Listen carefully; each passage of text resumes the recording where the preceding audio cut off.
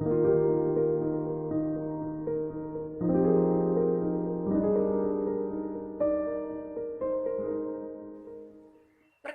nama saya Lisnawati dari Prodi Ilmu Ekonomi Studi Pembangunan, Universitas Tanjung Pura. Di sini saya akan menjawab beberapa pertanyaan mengenai mazhab fisiokrat dan merkantilisme.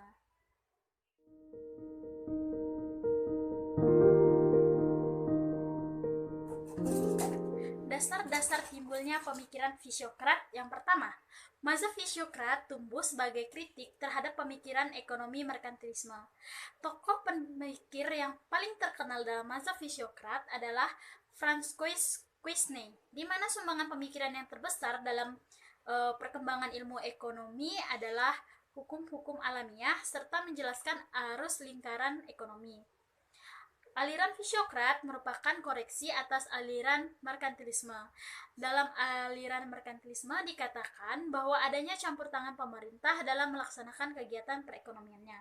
Namun, dalam aliran fisiokrat tidak ada campur tangan pemerintah di dalamnya. Manusia diberi kebebasan untuk menentukan apa yang terbaik bagi dirinya.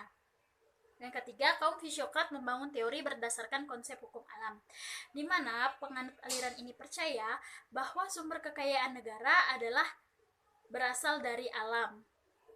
Yang keempat, berakhirnya kaum merkantilisme di Prancis.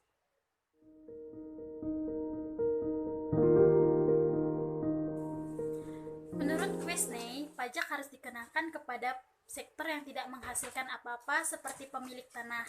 Karena jika pajak dikenakan pada sektor pertanian dan manufaktur, itu akan membahayakan perekonomian. Pajak pada pemilik tanah tidak akan mengurangi input yang tersedia di dalam pertanian dan manufaktur, sehingga tidak menyebabkan perekonomian mengalami penurunan.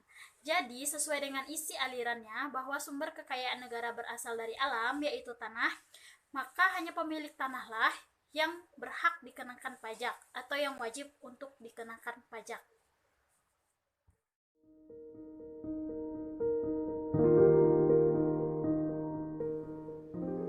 Kaum merkantilisme menganggap sumber kekayaan suatu negara adalah perdagangan luar negeri. Mereka mempunyai keyakinan bahwa suatu negara akan maju dan mencapai kemakmuran negaranya apabila melakukan perdagangan dengan negara lain. Dengan adanya perdagangan tersebut, negara akan mendapatkan surplus dari kegiatan perdagangan, di mana dana yang masuk ke dalam negeri dapat berupa emas atau perak. Nah, pada aliran ini juga mengatakan bahwa ekspor harus lebih besar dibandingkan impor. Hal tersebut dilakukan agar mendapatkan surplus dari kegiatan perdagangan tersebut. Semakin banyak mereka melakukan ekspor, maka keuntungan yang didapat juga semakin besar, dan itu akan membuat negara menjadi kaya karena pendapatan negaranya bertambah. Nah, dari sini dapat kita ketahui bahwa pemikiran merkantilisme mempunyai tolak ukur dalam menunjukkan kemakmuran negaranya, yaitu dengan cara mengumpulkan kekayaan sebanyak-banyaknya.